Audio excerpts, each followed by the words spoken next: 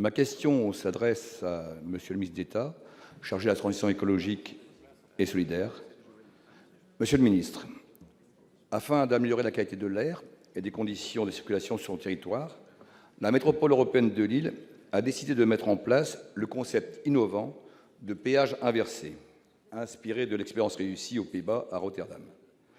Cela consiste à inciter les automobilistes qui circulent sur des grands axes aux heures de pointe à utiliser d'autres modes de transport et de déplacement ou à reporter leur trajet en dehors de ces périodes.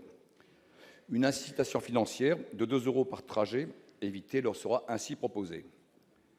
Cette initiative, appelée Écobonus Mobilité, est le projet phare du pacte État-métropole signé le 17 février 2017.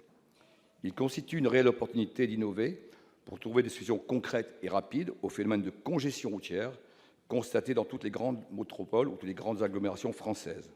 En cela, il répond aussi à l'objectif de diffusion possible aux autres métropoles en cas de succès de l'expérimentation de la métropole de Lille. Madame la ministre des Transports s'est déclarée mercredi dernier favorable à la mise en œuvre de péages urbains par les collectivités ainsi qu'à l'initiative de péages inversés. Or, le cadre juridique reste à clarifier pour permettre à une collectivité de mettre en œuvre directement un péage inversé. La phase de recrutement des participants volontaires nécessite le recours à des caméras de lecture automatisées de plaques et donc à un traitement de données à caractère personnel.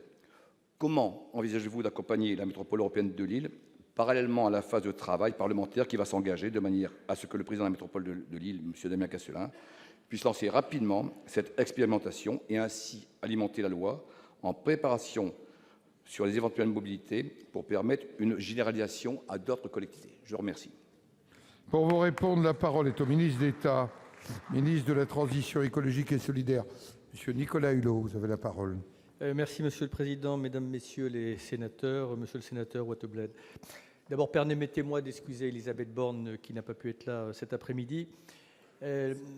Comme un hasard du calendrier, le 30 janvier prochain, c'est-à-dire mardi prochain, la France est convoquée, c'est moi qui y répondrai, par la Commission européenne en raison d'un dépassement régulier des seuils de pollution atmosphérique. Vous le savez, mais ça paraît toujours étonnant, ce fléau est soupçonné de provoquer près de 48 000 décès prématurés dans notre pays. Donc face à ce fléau, on ne peut pas se résigner, ce qui n'est pas le cas. On est mobilisé avec les territoires, les élus qui prennent toute leur part dans la réduction de toutes les pollutions, et notamment celles qui sont liées au chauffage, à l'industrie, mais comme vous l'avez évoqué aussi au transport automobile. Si on veut donner aux collectivités les moyens de construire une mobilité durable et de rendre les villes à nouveau respirables, la loi autorise depuis 2010 l'expérimentation des péages urbains, mais seulement à titre expérimental et pour 3 ans. Le principe de ce dispositif, il est simple, permettre aux collectivités qui le souhaitent d'inventer des solutions qui incitent au report modal, à l'usage des transports en commun ou encore du vélo. Comme vous l'avez dit, la métropole de Lille envisage par exemple ce modèle de péage inversé que je trouve de mon point de vue très malin. D'abord, je pense qu'il faut essayer, c'est ce que font les pays nordiques, puis si ça ne marche pas, on revoit la décision, avec le versement d'incitations financières, de bonus, en d'autres termes, aux conducteurs qui acceptent de choisir d'autres modes de transport que la voiture pendant les heures de pointe. Il y a d'autres mesures qui sont envisagées, comme notamment simplifier la création de voies dédiées aux covoitureurs sur les axes d'entrée dans les grandes agglomérations.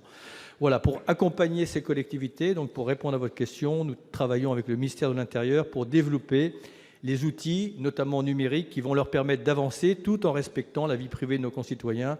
Et ces mesures seront intégrées dans la loi d'orientation sur la mobilité. Je vous remercie. Merci, Monsieur le ministre d'État.